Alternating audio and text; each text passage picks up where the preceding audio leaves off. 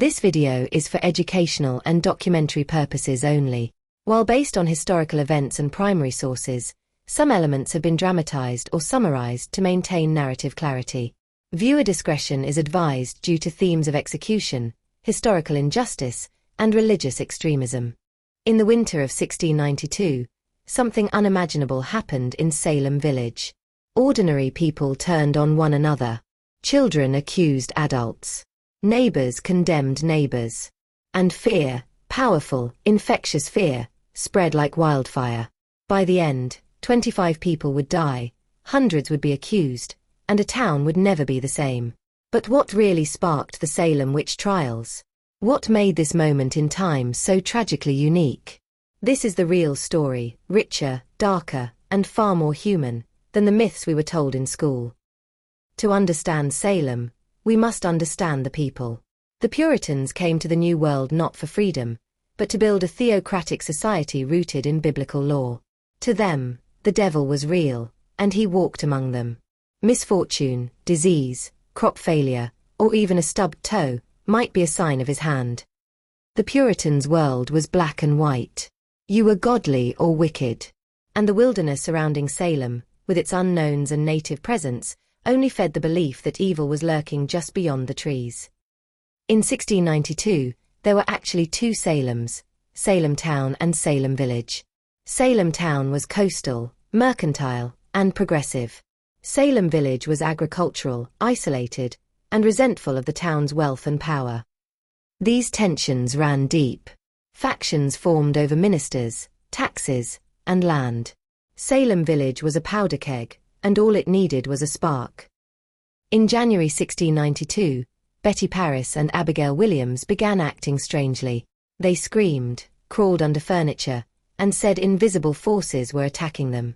Soon, more girls joined in. They were experiencing what we now might call psychosomatic symptoms, but back then, it was seen as bewitchment.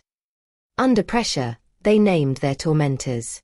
The first accused were Tituba, the enslaved woman in Reverend Paris's household, Sarah Good, a poor beggar, and Sarah Osborne, a sickly elderly woman.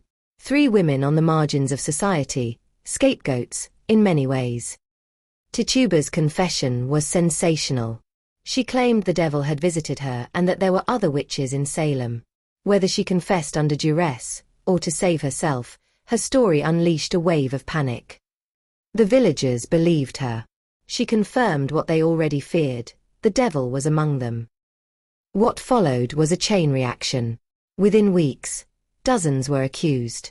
The afflicted girls now pointed fingers at some of the most respected people in town: Rebecca Nurse, a grandmother and pious woman, Martha Corey, a churchgoer, and even ministers. The trials relied heavily on spectral evidence, claims that someone's spirit had attacked another in a dream or vision. This would be unthinkable by today's legal standards, but it was accepted then. While many truly believed in witches, others had ulterior motives. Accusations often followed long-standing property disputes or personal vendettas. The Putnam family, one of the key accusers, gained significant power during the trials. It wasn't just hysteria. It was politics. It was power. It was payback.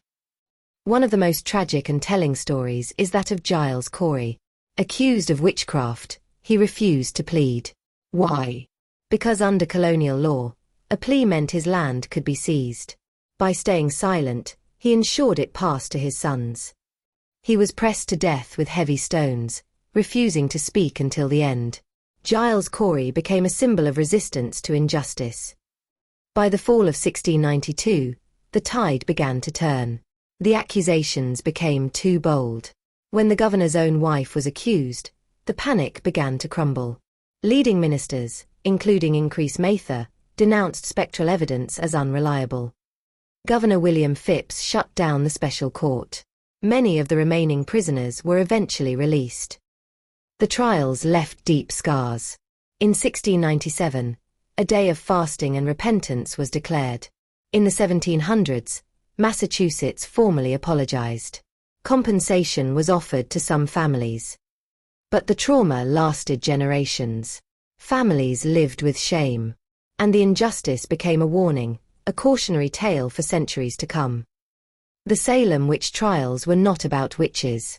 They were about fear, greed, and the frailty of justice. They remind us that hysteria, when mixed with power, can destroy lives. And they force us to ask, if it happened then, could it happen again?